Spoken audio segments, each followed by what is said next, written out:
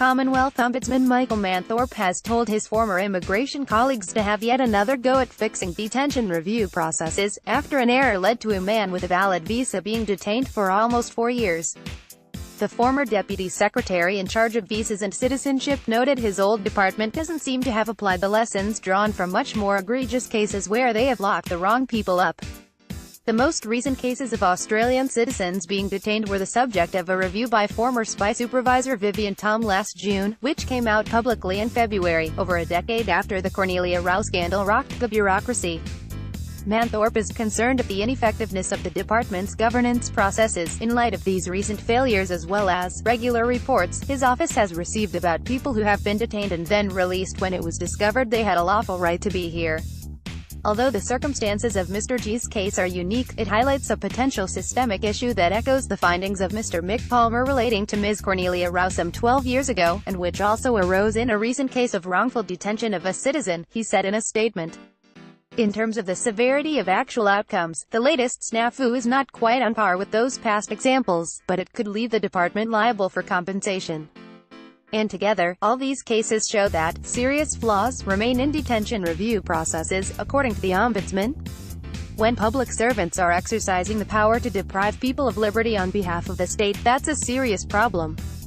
The department became aware of its admin error 5 months after Mr. G was locked down but did not reassess the legality of his detention, because his case was not picked up by a review aimed at finding cases just like his. Nor did the notification issue come up in regular monthly reviews of his specific case. These monthly reports continued along as they always had, stating no new information had come up that would require his detention to be reconsidered. This is not acceptable, in Manthorpe's view. The department has not explained why this failure occurred, he reports.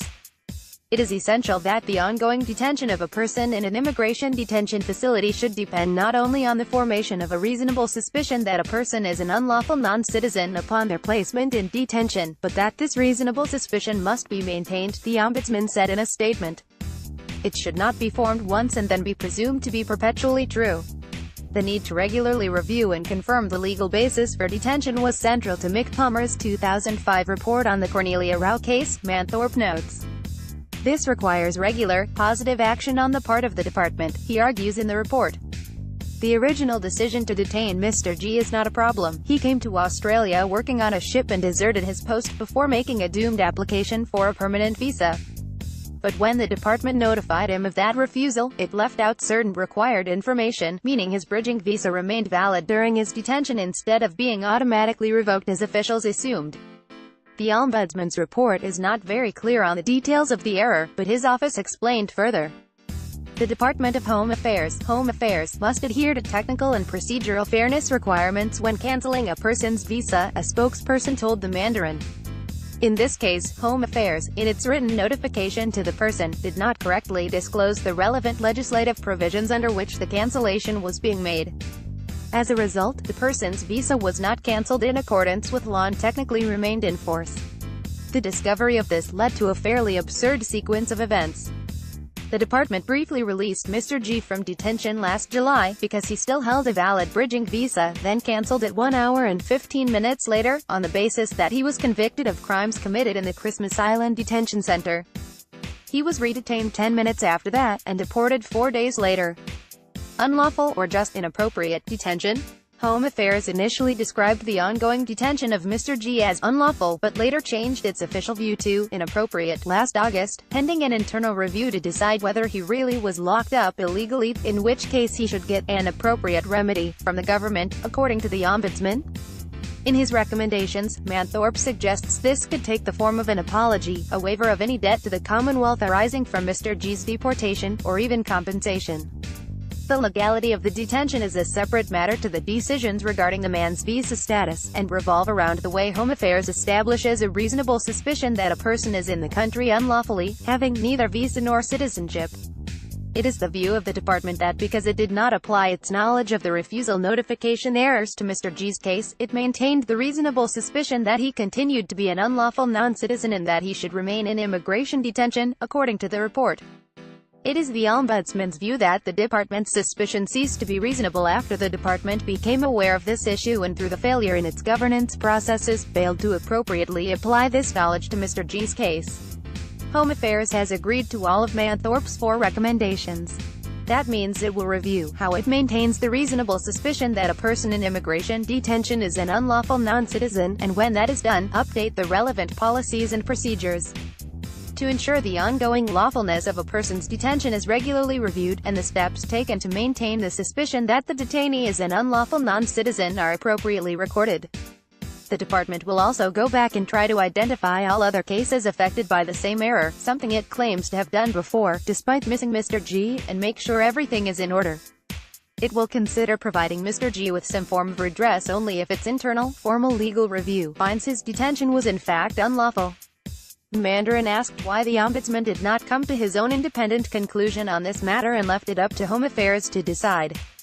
That's how it works, the spokesperson said. In line with the Ombudsman Act 1976, the Office of the Commonwealth Ombudsman, the office, in its oversight role makes recommendations to Home Affairs. These recommendations can relate to errors in Home Affairs decision-making. However, given the many thousands of visa cancellation, detention and related decisions that are made annually by Home Affairs, it would be impossible for the office to review every single decision. Under the Act, the Ombudsman cannot make binding findings in relation to departmental decision-making, but welcomes the fact that Home Affairs has agreed to all of the report's recommendations, including to undertake a legal review of the detention of Mr. G informed by, among other things, ongoing litigation. Manthorpe does, however, make it clear where he stands on this question in his report. The department's view that it maintained a reasonable suspicion that Mr. G was an unlawful non-citizen during the entire period of his immigration detention is not sustainable.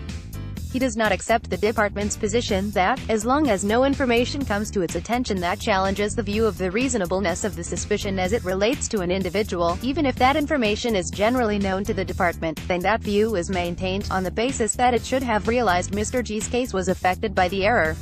In the case of Mr. G, information that would lead the department to the view that Mr. G in fact was still the holder of a visa and should not be in detention was available 5 months after his detention. However, due to a deficiency in the department's governance processes, this information was not brought to bear on his case and he remained in detention for nearly 4 years. This is the second major report from the former visa and citizenship boss into matters very close to his immediate past responsibilities and, as the report notes, his new office has had a substantial role in oversight of immigration detention since the Cornelia Rao scandal. Early in his term as Ombudsman, Manthorpe signed off on the report from an investigation into complaints about long delays in citizenship by conferral, which began a few months before he left his previous role.